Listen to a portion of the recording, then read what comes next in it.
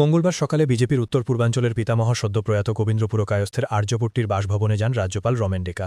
তিনি মৃত কবীন্দ্র পুরকায়স্থের পুত্র ও রাজ্যসভার সাংসদ কনাথ পুরকায়স্থের সঙ্গে সাক্ষাৎ করে গভীর সমবেদনা জানান। এই সময় রাজ্যপালের সঙ্গে উপস্থিত ছিলেন বিজেপির বর্ষিয়ার নেতা সুরেন্দ্র সিং সহ অন্যান্য নেতাকর্মীরা। শোকসন্তপ্ত পরিবারের প্রতি সকলে গভীর শ্রদ্ধা ও সহানুভূতি প্রকাশ করেন। 38 চনত যেতিয়া ভাৰতীয় জনতা পাৰ্টি প্ৰতিষ্ঠা হয়, শাকুতলা 6 এপ্ৰিলত এখন সভা হৈছিলে আৰু সেই সভাখনত অটল বিহাৰী বাজপেয়ীক সভাপতি হিচাপে নিৰ্বাচিত কৰা হৈছিল। আৰু অসমৰ পৰা আমি তিনিজন ব্যক্তি গৈছিলোঁ।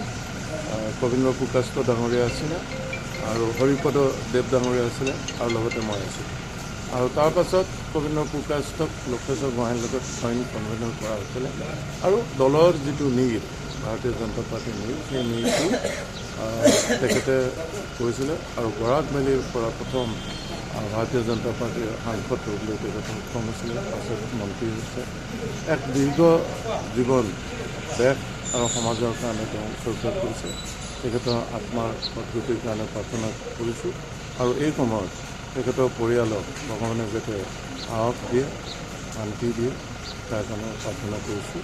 কবীন্দ্ৰদা সহজ সৰল ব্যক্তি আছিল। সেই ধৰণৰ ব্যক্তিত্ব আৰু ক্লিন পাৰ্চনেলিটিৰ মানুহ আজি বহুত কম আছে। ধন্যবাদ।